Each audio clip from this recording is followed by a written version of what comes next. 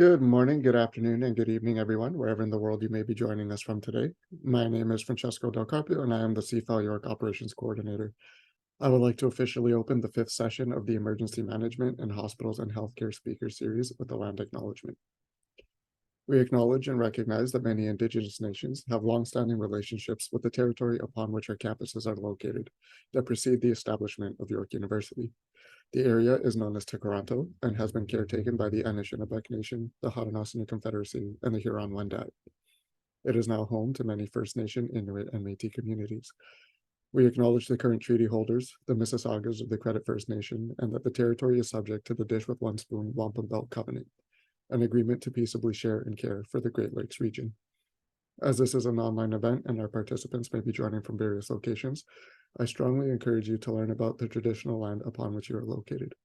With this, I welcome our moderator, our speaker, and our participants from around the world. Welcome to our webinar. Without further ado, it is my great pleasure to introduce our moderator, Mesha Richard.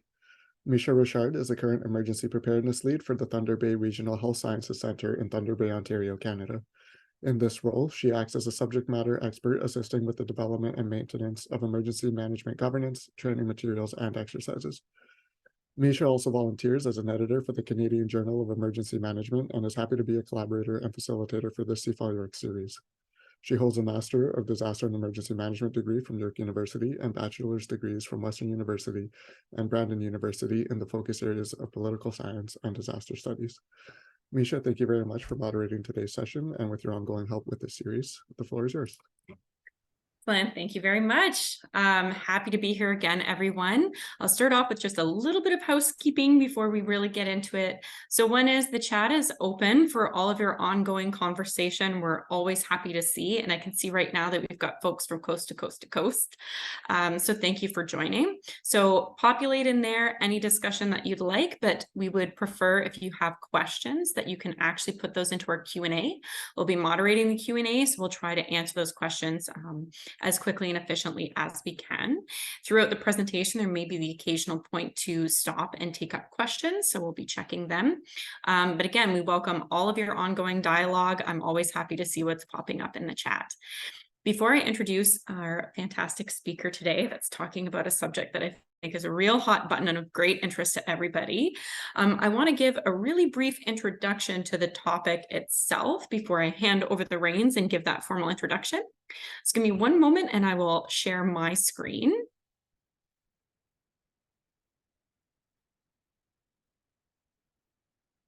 Okay, so today's topic, if you weren't aware, if you're one of the early registrants to this series and have just been tuning in to each session, we're talking about Code Silver today. So I want to be able to touch on, anytime I'm doing some sort of brief introduction, that there's a few changes that have come about with Accreditation Canada. And so in regards to Code Silver, I just want to touch on perhaps a couple of things that might link back. So one is that we're obligated to have policies and procedures for shelter in place and lockdown. So those might be terms that folks that are outside of healthcare and aren't familiar with our code system may have heard. And lockdown specifically, accreditation has a definition for this, which touches on an emergency procedure that's intended to secure and protect people who are in the proximity of an immediate threat and can be instituted for multiple buildings or locations, used to prevent individuals from leaving for various safety reasons, but it can also be used to prevent individuals from entering for safety reasons. And so that's where you'll see things like today's topic of Code Silver being an active attacker situation. We'll get into that. And then there's other secondary references. So again, for anybody that's from healthcare that's thinking about these updated accreditation standards, these might be items to keep in mind. So having information available to patients and their families about the different risks, and they include lockdown or evacuation procedures, and also having competency-based framework to divide the development and deployment of our training for staff. And that also includes lockdown and evacuation procedures training. So quick history We've got the Ontario Hospital Association, and they endorsed this emergency color code series back in 1993. So it's been around for a while. So code silver was highlighted as kind of their quick snapshot as a person with a weapon, which is today's subject. The goal is to reduce the chance for human error and eliminate confusion among hospital staff. So thinking about going from one hospital to another hospital, and maybe they were using different terminology. So to have that continuity between organizations. And then they were also endorsed for Canada-wide use. Now, the exception here is that Code Silver ended up getting added much later. It's my understanding that this one got populated into the group in 2015. So some of the early adopters for this were in 2016. But before I can really talk to you about Code Silver and hand the reins over to our speaker today, it also means that I have to talk a little bit about something that we call Code White, which is for violent and behavioral situations, just so you can understand the escalation situation here. So why are we talking about it? I always like to pull up examples that are in the news. So seeing different actual shootings, violent situations, lockdowns at different facilities. These are just headlines that were pulled from the news shortly before having this presentation today. So we can obviously see that there's reasons why we need to have these policies and procedures in place. So for Code White, essentially, we've got the Occupational Health and Safety Act in Ontario. So I'm not going to speak to what other provinces are doing, but I'm certain there's some similar wording that's out here that we're all adhering to. And really, as a part of this, we're supposed to have measures in place for violence in the workplace. And what this is in a hospital setting is what we refer to as Code White. So we've got this process to have workers to be able to come to support when something is occurring or likely to occur. And it's used for us usually for real or perceived threat of violence, ensures their consistency in response, and that you actually have responders that are trained to respond. So it might be security team, it might be mental health professionals, different clinical professionals, but that's what it's supposed to be around. And a Code White can escalate to another code, Code Purple, which is a response to a hostage situation. And then today's code that we're discussing, which is Code Silver, which is an emergency response to a weapons situation. And so there's lots of names for this. You'll see it be called active shooter, active attacker, active assailant, active killer, dangerous weapon, weapons threat. So there's a lot of different terms that you might see thrown around, but ultimately all of those tie back to why we're saying Code Silver is referring to this sort of situation. It's initiated when there's a threat, an attempt, or active use of a weapon to cause harm, and police response is required. So those are some of kind of the differentiating factors between, again, perhaps a Code White. We might have Code Silver just within the hospital building itself, but some others might activate this code for a response that's on hospital property. Some hospitals might take the mobility of the person with the weapon into consideration and not call a code unless the person's mobile. So for example, if the individual with the weapon's in a locked unit or is threatening self-harm, maybe that triggers a different response for them. So again, this is why we wanted to talk about Code White a little bit before talking about the potential to escalate into a Code Silver. Key piece here is that Code Silver will not result in staff coming to assist. It's meant to keep people away, unlike Code White, where we want those trained responders to come. I will also say that there's some mixed reviews as far as what constitutes a weapon. So firearm seems pretty straightforward. Everybody's in agreement with that. But many general objects in a room like needles or IV poles could also be viewed as a weapon. And again, this is where you'll see a bit of differentiation between some facilities' use of Code White and their application of Code Silver, where you want no staff responding, where you know immediate police response is required.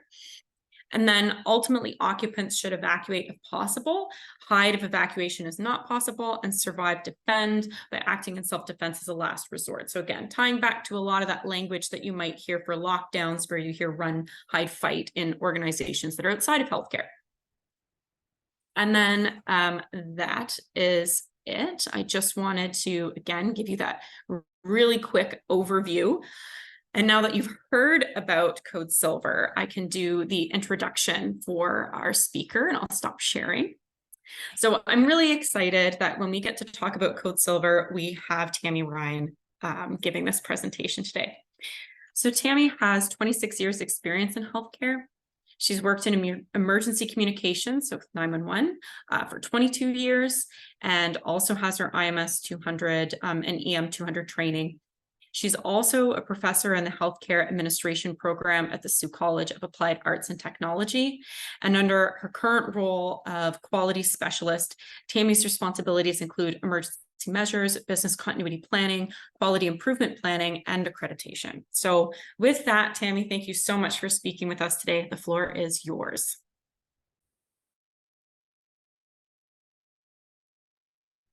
You're muted. You knew there'd be one little hiccup. Yeah. Sorry, I'm concentrating on sharing my screen here. So please let me know if you can see that okay. Perfect. Perfect, thank you.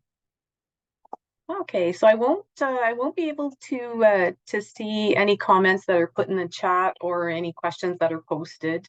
So Mesha, I will rely on you to share that information with me. Yeah, I'll just start. So my name is Tammy Ryan. I'm the quality specialist for Sault Area Hospital. I'm also the co-chair for the Emergency Measures Committee, and I'm pleased to be here today to share information related to our Code Silver response, and then some of the lessons learned from recent incidents.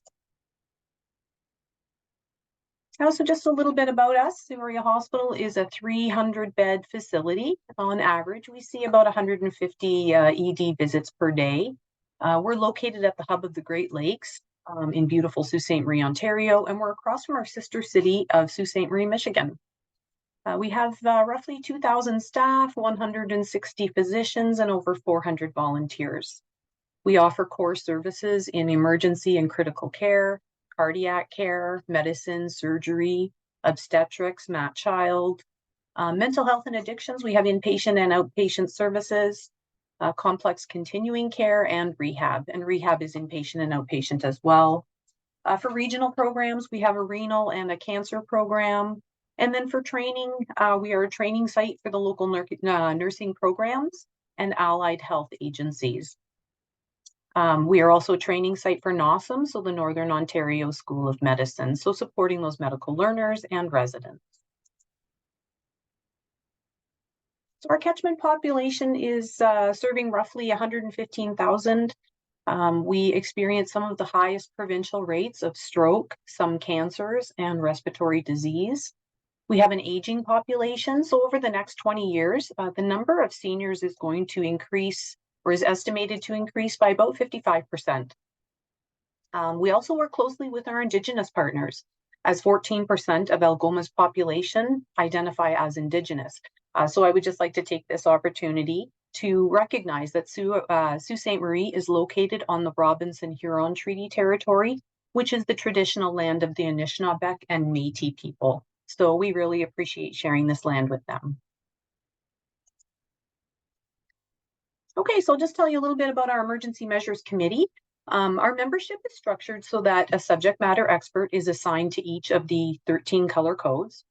We have patient and family advisors on the committee as voting members, and we have regular attendance by resource members. So this would include facilities and maintenance, communications, our security team, occupational health and safety, and the Emergency Measures Committee reports directly to the senior leadership team. Okay, so I'll start with a bit of information about our Code Silver protocol. We have two distinct response levels. So for a weapons threat, there is a standby response, and that involves shelter in place. At times it will include lockdown, and it can be applicable for threats that are contained on site, threats that are nearby, and threats that are outside of the building. The active response is the escalating run, hide, fight response. So this is for active or confirmed weapons use. The protocol also defines what a weapon is. So it provides guidance. It includes a gun, It would include sharp-edged weapons, and it would include blunt objects as well. It can also include vehicles and explosives.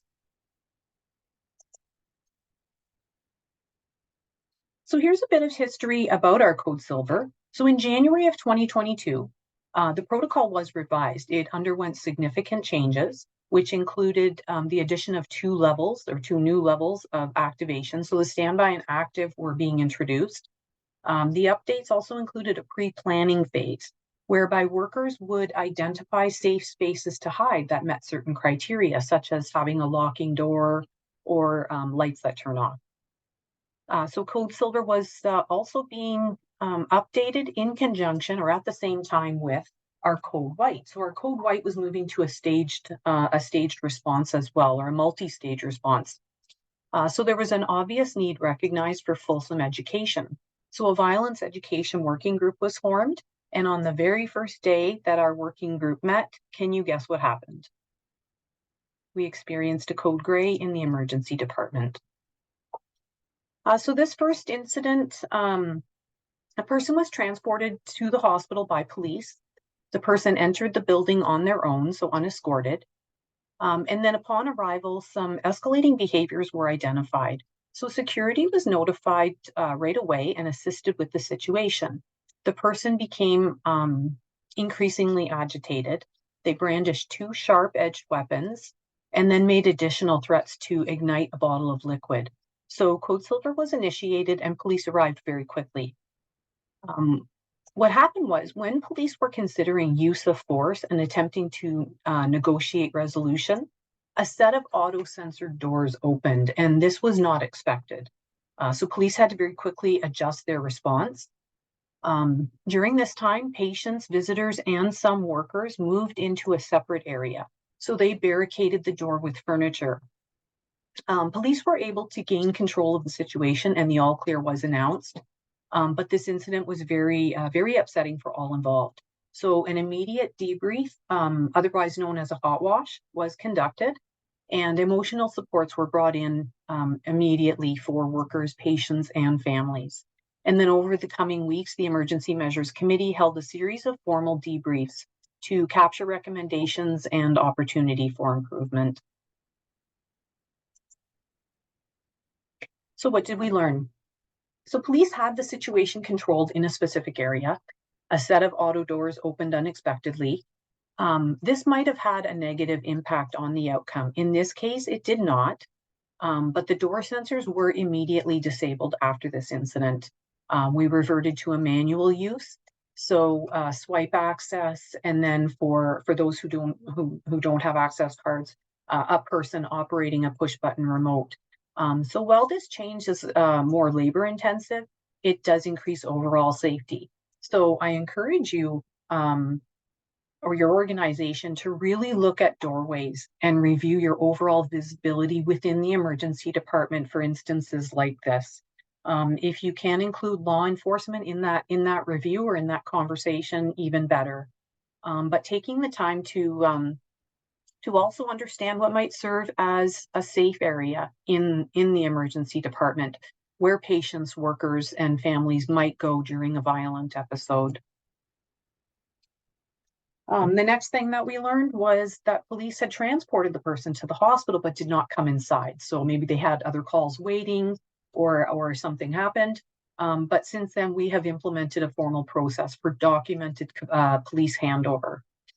It does take a bit of extra time, but having that clear expectation and a process in place might work better or might work well for other organizations to reduce the chances of a weapons threat in healthcare facilities. And then the third bullet was inexperience, right? So workers in our emergency department had not experienced a Code Silver response simply due to lack of a similar incident happening. So education was already being planned and education was underway. And I'll share our mock exercise in the next couple of slides. But before I move on, I just want to pause here and see if there are any questions in the chat, Mesha. Yeah, so I don't have any actual questions in the Q&A, so I'm keeping an eye in the group chat. I do know, so I will comment just on this piece because I know we're going to have to save it for another presentation. But we did have somebody drop in a comment that they had removed active shooter from their Code Silver plan and made it its own standalone, just separating out gun use versus other weapons threats was an action they had taken. And obviously looking at modifying kind of our code language towards plain language. So again, for anybody that's not overly familiar, that's really a hot button issue, I would say, within our sector. So we're not going to get into that today, but it was an interesting comment as far as actually separating out somebody with a gun versus other types of weapons.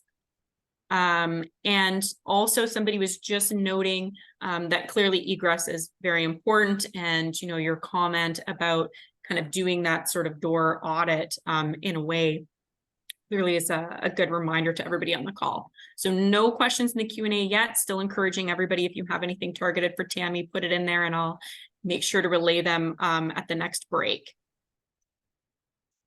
Perfect. Thanks, Mesha.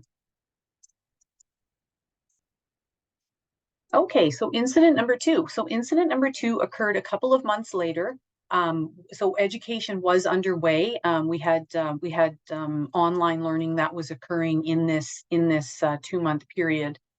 So education underway. A person is transported by EMS to the hospital. The person admitted to carrying a weapon, and that was because they believed they were under threat by someone who intended to cause harm. So EMS notified law enforcement while they were en route to the hospital. Security was engaged immediately. And it became evident upon arrival that the person did have an ongoing concern for imminent weapons threat. So Code Silver was announced overhead. Police responded to the hospital. The response included a building lockdown, a period of active monitoring. So they monitored all entrances, all exits, and even parking areas. So use of surveillance as well. The code was eventually cleared a short time later with no actual incident, no harm to workers or patients. So it did resolve, but definitely good use of the protocol. So through the debrief process, it was notified that patients and some workers continued to move about the hospital during the Code Silver, perhaps unaware. An important piece for Code Silver is communication. So having regular timed updates. So keep announcing that the Code Silver overhead as the incident is ongoing until it's all clear. So whether you do it every 3 minutes or every 5 minutes, making sure to repeat that communication over and over again so people are aware. Very important. The second bullet is that the new process had not yet been implemented, yet this was a great example of how the standby stage would have worked well. In fact, it was great to see workers immediately recognize the potential threat, and then they took action right away to initiate the Code Silver. And then the third bullet for EMS. So after this incident, I made an effort to go and speak with paramedics in the emerge. And I asked them, are you familiar with our color codes? And together we identified an opportunity to provide education to our EMS partners. So what I did was I provided the entire ambulance service with lanyard badges. So very similar to the slide that Mesha showed with the OHA approved color codes. We provided them with the color code badges. And then what I did was I took our code of the month pamphlets, I laminated them, enlarged them, and hung them in the EMS hallway so they could review those during downtime. Are there any questions or comments posted? Yes. So actually, I just want to touch on that piece to just clarify again to everybody that EMS and hospitals have color code systems that are different. So you might see some of those pop up in the headlines, and it may sometimes cause confusion if you weren't aware. And now hopefully going through this presentation is a bit of a reminder that we've got some variants. Quick question, was somebody was asking if your security personnel is an external vendor or if it's in-house security? So ours is an external vendor. I can also comment that we have the same, so I feel like that's maybe a bit of a mix between facilities, but it's certainly not uncommon to have vendored security. We've also got a couple of questions that are around the second scenario for sure. So commenting about it being called a code silver, and as you noted, this was while you were in the middle of updating your policies to have sort of this two-staged approach. So having it called a code silver was, why was it called a code silver if the information was given prior to the arrival and the response seemed to be already underway with this individual? So this was a case of the individual coming to the hospital believing they were under threat, so that a threat was coming with perhaps a gun or other type of weapon. So that was a standby response, or would have been a standby response after the implementation of the staged protocol. So they went ahead and called the code silver, which I think was the right decision to make. It brought police to the facility. It initiated that lockdown, which was very important, and also activated surveillance so that we could monitor the parking lots for any incoming threat, which was believed to be imminent at the time. And I think this perhaps touches on as well in doing the intro slides about Code Silver, touching that some hospitals have standalone lockdown procedures, and for some hospitals, lockdown is embedded in their Code Silver process. So perhaps some organizations might have recognized it as that need for some sort of lockdown, that there's, a threat. Because what I'm seeing here is also around Code Silver, and I think we've been able to answer it, was it a code silver because the threat was to the patient, or did the patient also utter any sort of threats or things of that nature towards staff and patients in the hospital? Right. And it's my understanding that that the threat was aimed at the specific patient. Yeah, that's what I was taking away from your story. Okay, so we've also got a couple more. So part of it is a bit of a bigger question, I think, that some of us might struggle with, but so concerns with scenario 1 and 2, that the weapons were introduced into the facility where the individual had weapons. So is there an understanding of why the individual didn't have kind of a full search, or why EMS didn't meet police prior to entrance to the emergency department? So some of those questions, just as far as that security lens, if you want to comment on it. Yeah, so I'm not really sure of the intricate details of at the time of what happened and why why police didn't intercept. Our response times the drive times within the city are very short. So I would imagine there might not have been enough time to have police there. Also, patient condition. I'm not sure what type of condition the patient was in, or what the chief complaint was, and how quickly they needed to be seen in the emergency department. So safety of the patient arriving to medical care might have been the priority. As far as the other one, the second part of the question about searching patients, we're not in the practice of searching everyone that comes into the hospital. I know that there are devices out there and opportunity for that to occur, but yeah, I'm not sure. I'm not sure how many healthcare facilities are currently able to search patients, but definitely something that might be happening in the future. So one more question, and I think I'll move on because I know you have a couple more scenarios, and then we'll see how much time we have at each break.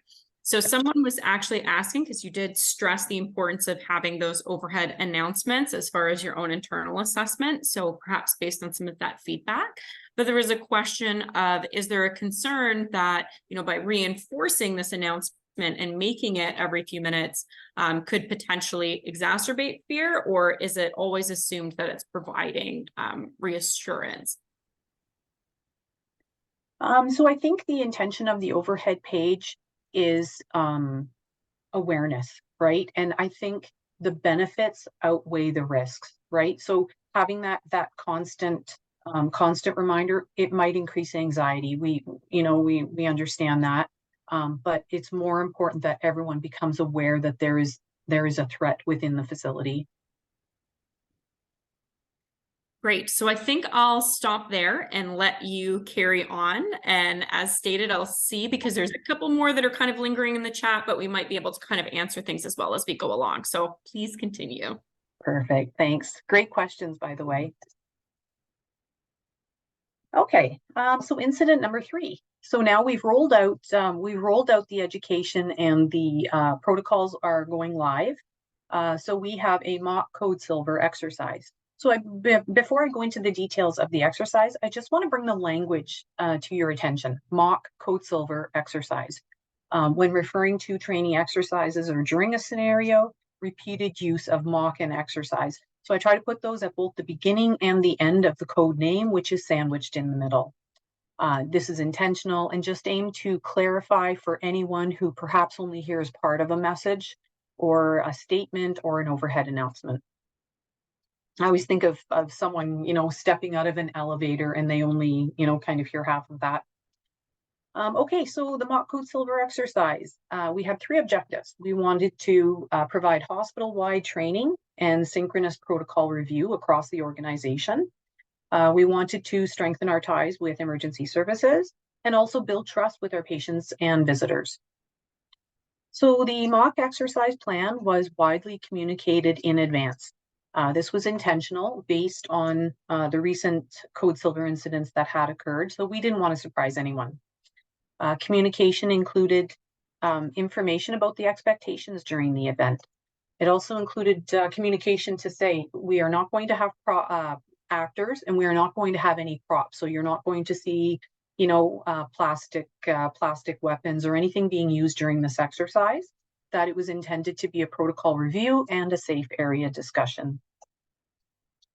So departments were expected to participate if there was no anticipated impact to the safe delivery of patient care at the time.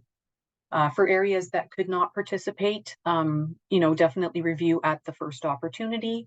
And then what I had done was distributed this information along with a checklist to ensure that all areas completed this important work. So the scenario that I used for this mock exercise was loosely based on a video, and it's available on YouTube. It's called Armed, Are You Ready? If you haven't seen this video, or if you're not familiar with it, it's a valuable resource. It's one that I consistently use when I'm providing training, and perhaps we can share it in the chat, and you can view it. You can view it after this presentation.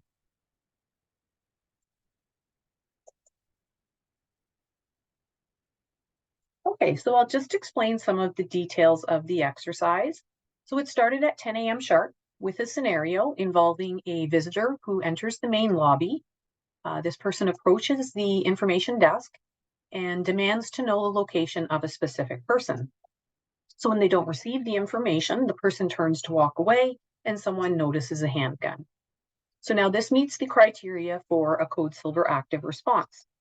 At this point, what I did was I selected a volunteer in the audience or from the group to notify switchboard. So mock code silver active exercise was announced overhead. Our group reviewed along with the location as well. Our group reviewed the protocol as a group. We described the difference between standby and active, the importance of providing key details such as the type of weapon that was seen, the last known location, where the person was headed, and then a description of the person with a weapon.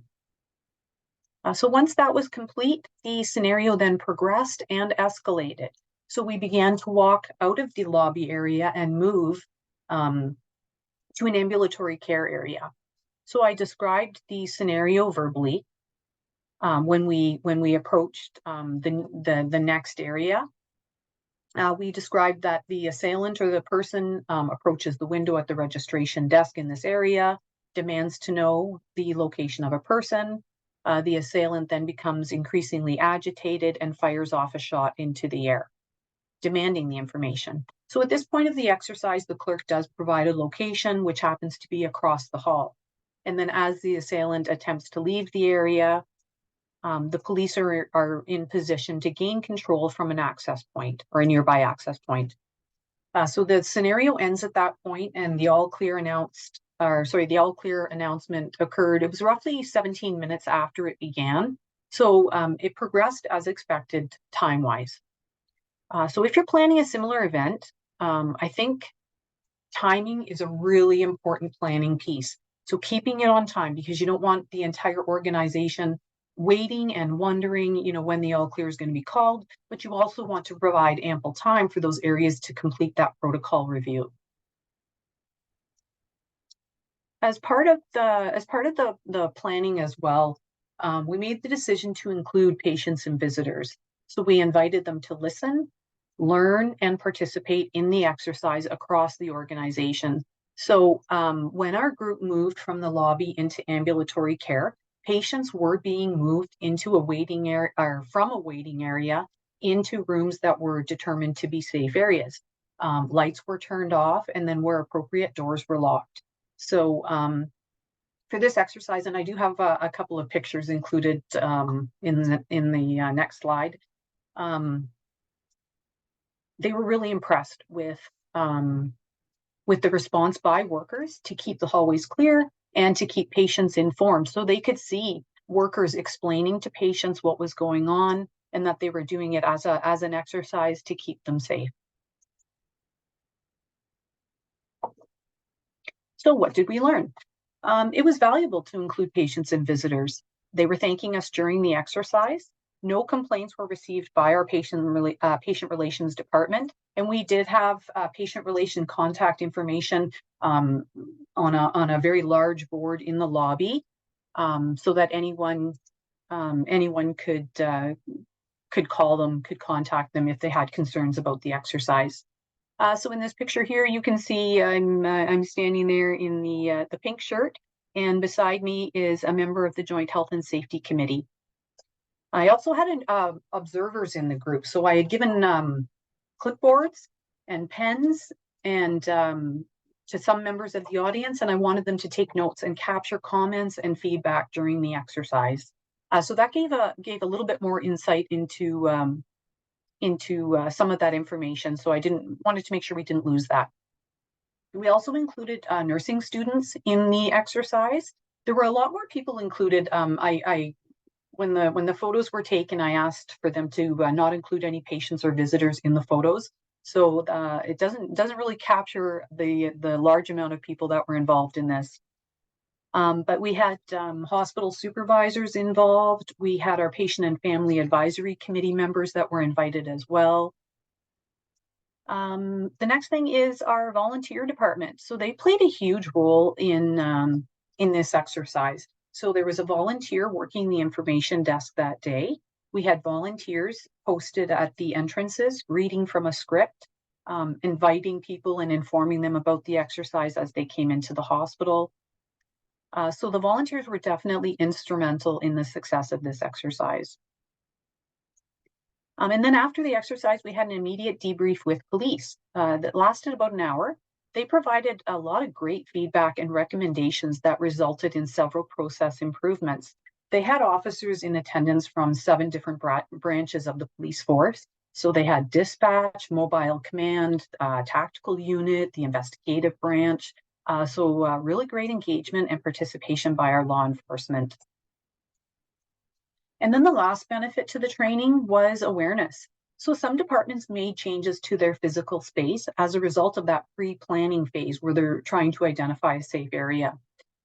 Several areas stated that they're also constantly aware of their surroundings as a result. So workers have come up to me and said, you know what, I notice who is coming and going from my department. I'm more closely monitoring this in my daily work. So that's another positive outcome as well. Mesha, are there any questions posted about the mock exercise? So I don't have any that are specific to the exercise, but since we have a couple of minutes, I might comment on 2 other questions that have been put in the chat prior. Sure. So, I find this an interesting question because we had somebody talking about how they just ran some lockdown drills at a school. And so obviously the second time they ran a drill, it was better, and you're capturing these different lessons learned when you're able to have multiple rounds of drills. So the inquiry was around, is there kind of an ideal frequency or, some sort of timeline on repeat trainings where we would feel confident that staff know the procedures? Yeah, that's a great question. So I think, so as far as our emergency measures committee goes, we aim for once yearly. So for annual testing of mocks, but it varies, right? Depending on the frequency that the code is activated. So if we've had 3 or 4 code silvers within 1 year, we wouldn't add a mock scenario on top of that, because we are capturing, the goal is to provide training and capture that feedback and recommendations. So if that's happening in the formal debrief process and you're working on the after actions reports, it might not be necessary to have that annual mock on top of the lessons learned from actual incidents. So it all depends on the frequency of your incidents. And another one I think might just be a little bit more of a clarification. So in doing some of the intro slides, I was touching on this a bit, and then perhaps maybe you can correct me if I'm wrong in my application for your organization. But talking about active shooter incidents, so is the common hospital policy for staff and patients to stay in place, or is it broadcasted for everyone to immediately evacuate? So for linking back to some law enforcement feedback, obviously, if you want everybody to evacuate, they're going to be running willy-nilly, potentially. The announcement made overhead of where the origin might have been or where the individual with the weapon was last seen is not necessarily stationary. So those are considerations. They may not be the only individual that has a weapon. And so those are considerations that law enforcement has said. So the guidance is to only run, as a part of that run, hide, fight, if you're in the immediate vicinity of the person that has the weapon. The rest of the time is to essentially shelter in place. It's to, barricade or lock doors like Tammy was commenting on, and not immediately having everybody within the building evacuate. That would be a very difficult scene for law enforcement partners to respond to if they were arriving at the hospital and that's what's taking place. As well as, just as I stated, kind of personal safety, and saying that where it was announced that this individual was with the weapon 30 seconds ago or 5 minutes ago overhead is not necessarily where they are now. And so it is always best to evacuate in the immediate area. Everybody else should be staying put. So again, Tammy, if you have anything to add to that, I would assume that's kind of the standard process across organizations, but. Agreed, Mesha. Yes, that's that you explained it so well. So yeah, just having that location of the assailant, what direction they're headed in, and a description of the assailant is really important information for police. If they're coming into an area and they see someone running out of the hospital, how will they know who the assailant is unless you provide some sort of description? So I have 2 more questions that you might be able to answer quickly, because I know you've still got one more section to run through. Surprise, everybody, it's not over yet. One is lessons learned with respect to managing external media and communications. So these sorts of things, getting out on social media, somebody was asking, so maybe in general or in relation to the drill and exercise. Great question. Yes, I mean, with social media, that adds another challenge, right? So we have put a statement in, not only just this policy, other policies as well. Reminder to staff that posting anything on social media could jeopardize the safety of patients, visitors, and workers as well. So we put that right into our policy that it's not allowed. But yeah, that's a great question. And then the second part was communications. So absolutely providing that internal communication, information, instruction, and resolution, right? Those are the 3 key things that we try to focus on with our communications internally, and then sharing that on social media or a broader audience across the community as well when things like this happen. I'll tag on to that, and then maybe I'll save, there's a couple more. We'll move them perhaps after your last section. Is they did comment as well as far as media communication. So I was curious myself with your drill, did you have anything go out publicly about the exercise that you had upcoming, or as some sort of follow-up to its completion? Oh, that's a great question. Actually, no, I didn't. So when I communicated about the exercise, that communication did not go out to everyone. The communication went to our leadership team. So managers knew, and I didn't try to prevent them or discourage them from sharing it with their staff. So nothing went out prior. Afterwards, it could have made the media. I just didn't think of it at the time. I think it's an interesting point as far as sometimes we don't do enough, I would say, shameless self-promotion of all the training and exercises that take place within healthcare settings, that maybe next time around, that will be something that you'll have a bit of promotion for yourself and your team, and then all of your law enforcement partners that participated. I'll stop there. I'll give the steering wheel back to you to continue on, and then just know we've got a couple of questions that are already here for the next pause. Next pause. All right. Well, thank you very much. Okay. So incident number 4. So the most recent Code Silver weapons threat active killer incident was initiated in the emergency department. So this incident was initially a code white. So code white is a violent or behavioral situation. This incident escalated quickly to a situation. So someone was barricaded in a room. Police services were notified, and the situation continued to escalate. It resulted in significant damage to the room. So ceiling tiles were removed, lighting was ripped down, pipes were exposed, a sharp metal weapon was produced, and Code Silver was initiated at that point. So upon arrival, police services formulated a plan to gain access and gain control of the situation.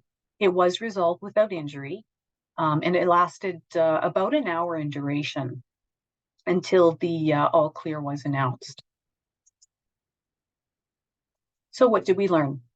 We learned that our code white stage response did not remain the most appropriate response as the situation evolved. And I think you touched on that, Mesha, at the beginning when you talked about, code white kind of transitioning into a code silver. And that's what happened in this case. So continuing with a code white would have put workers in harm's way. This was a case where police intervention was needed for a weapons threat that we could not safely manage. The next thing was the police response. So police response was escalated when we shifted from a code white to a code silver. So as soon as they became aware that a weapon was involved, it resulted in a shift of priority for the police response. And then security. So incidents involving weapons seem to have had, we're almost noticing a trend or a pattern. These situations seem to have had early intervention by our security and by our code white teams. So we've had to focus our education around the difference between when it's appropriate. And again, Mesha, your slides, kind of complement this nicely. When it's appropriate to come and assist versus when it's necessary to move away from violence in progress once a weapon is evident. So it's really about a swift change in the response and recognizing when that needs to occur. So that translates to drawing a clear line. Once a weapon is involved, it becomes a code silver, and that's how we have formulated our protocol. Another thing was communication. So emergency communication across healthcare organizations can be challenging, especially in a situation like this where it's quickly evolving. There are tools such as mass notification systems, some applications, as well as exploring the use of plain language in those overhead announcements, so especially for hazards such as weapons. It seems like organizations are in various stages of adoption of these tools, and there's several of them out there. So yeah, it's not unified by any means across organizations as to what is the most appropriate means to communicate this information. And then just to wrap up the presentation, I want to finish on a positive note with one last lesson learned, and that is that our security, our crisis intervention team, and the entire emergency department, they did a great job through swift action and decision making to keep everyone safe. And workers very quickly recognized that need to secure the area, move patients and visitors away. So overall, they were very familiar with the Code Silver protocol and the intended response. And that's it.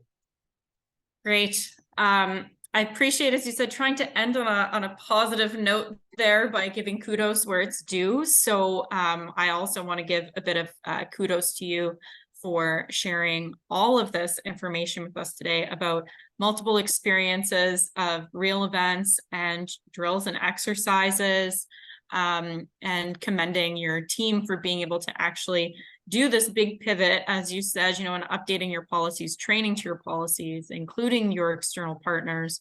It seems like you've been able to achieve a lot. A couple of the questions that are in the chat, since we have a few minutes, before I do a final thank you. One is, somebody was saying this was really impressive preparation leading up to your exercise, and was wondering how much notice did it take to get all those different, especially you mentioned multiple areas within law enforcement coming out and participating. How much notice did it take for you to be able to arrange that level of participation? Great question. You know what? That was sheer luck. I'm going to be honest. What happened was the training date happened to fall in line with the police, our local police training or their exercise time. So it fell in line very nicely, and that was happenstance. So we had that great turnout, and we were all very, very happy for it. I think the benefit to that was that we'll see it again and again, right? We've built that relationship and that trust. So yeah, it was great. I would say as far as a time frame, I was probably 1 month notice. I'm a little bit jealous there when you were listing out all the different folks that were represented. And it leaves me with sort of a follow-up question, which would be, were there sort of any unexpected benefits or maybe concerns that did kind of surface as a result of your exercise? An unexpected benefit would have been some departments contacted me and said, you know what, we had a process in place and we've made changes to that process. So an area was in the habit of propping a door open in the mornings, and because they were expecting multiple deliveries, so they would prop that door in the morning. And after the exercise, they said, you know what, we implemented a doorbell system. We don't prop our door anymore. So just something very simple and unexpected benefit of the exercise. Lesson learned for myself, if I could do anything differently next time I plan it, would be to spend more time with the volunteers. And I did spend some time with them explaining things, but I think I would really sit down and explain the why to them, why it's so important to include our patients and visitors. They did a great job. I reviewed everything prior, but I feel like they would have appreciated a bit more of my time, support, and communication. I do have a question, and sorry, I've got to apologize just in case you start to get an overhead announcement over my shoulder. So somebody was actually asking, as far as overhead announcements and when they're issued, has the reaction from staff in areas that are far away from the incident site, has that resulted in any unexpected, reactions? When you were doing this exercise, obviously there was a lot of attention focused kind of in the lobby, and as you said, kind of in that area. Were you able to capture how staff were behaving in other areas of the hospital, and maybe is that reflective if it was a real life? So other areas of the hospital, so like I said, I sent out that checklist. So the managers were aware that so I put a holder in everyone's calendar So the managers were expected to be in the department, have the protocol. I had attached the protocol as well. Have the protocol, review the protocol with workers in the area, and then identify those safe spaces.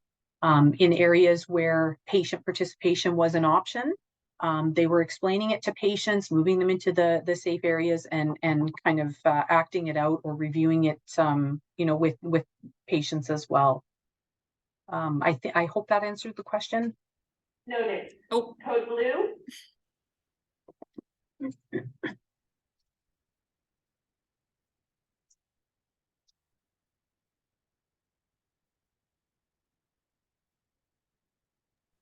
apologies for the delay and hesitation there. It's going to be a pause in the recording. We just have an emergency code that's going overhead here. I'll clarify that it's a medical emergency code, so I don't need to immediately rush out of this room. I think that did answer the question. I'm just checking to see if there's anything else that's coming up. Obviously, there's lots of kudos that's popping up in the chat for you. I do also very much appreciate some really great comments that have been in the chat, as far as, the hospitals are different in different places. Some are one building, some are multiple buildings, some have neighboring healthcare, facilities that they partner with, others do not. Code blue, all clear. Apologies. And also even just the consideration that some buildings may not actually have overhead announcing capabilities, which leads me to question, Tammy, do you have any sort of mass notification capability at your facility? Do you have overhead in all of your areas? So we do have overhead announcements in all of our areas, and we are exploring mass notification systems. Excellent. So I think we will be able to turn it over there to our coordinator for a final send off. But Tammy, I do want to thank you again. I may envy your partnership with law enforcement for how fantastic that exercise seemed to be. But I do not envy that you've had to have so many incidents in short succession in order to be here sharing your lessons learned with us today. So thank you very much for taking the time. I would say the many thank yous in the chat highlight how valuable they found your presentation to be. Thank you so much for having me here. Yeah, thank you so much. I just want to echo my thanks as well. That was a great presentation, and thank you so much for taking the time to answer all of the questions that came up and for the insightful discussions and all of the details that you provided. So thank you again so much for taking the time to be here with us. Thank you, Mesha, again for your help with moderating and with organizing the whole series. We really appreciate everything you've done to make this series successful. And thank you, of course, to everybody who takes the time to join us and to ask questions and interact, and for all of the messages of support that have come through in the chat. Just very quickly, I would like to end by sharing my screen to show the next session that we have coming up. This will be session 6, coming up Wednesday, December 6th. So as most of you will know, this is a monthly series. So the next session is Wednesday, December 6th. We do them the first Wednesday of every month. And the speakers for this will be Maura Henneberry and Jamie Patterson, who will be speaking on mass casualty incidents. And so, yeah, if you would, if you're interested in that topic and you want to see this this session, please mark it on your calendars, and feel free to share it. Registrations are still open, so feel free to share it with anybody in your network who might also find this interesting. And just to note, this upcoming session is listed as the final session for the series, but we are working on continuing the series into the new year, so stay tuned for more announcements there and for an updated schedule that will come along with the reminders from Zoom. So yeah, I think with that we can end this session. And just thank you again to everybody for taking the time to be here today.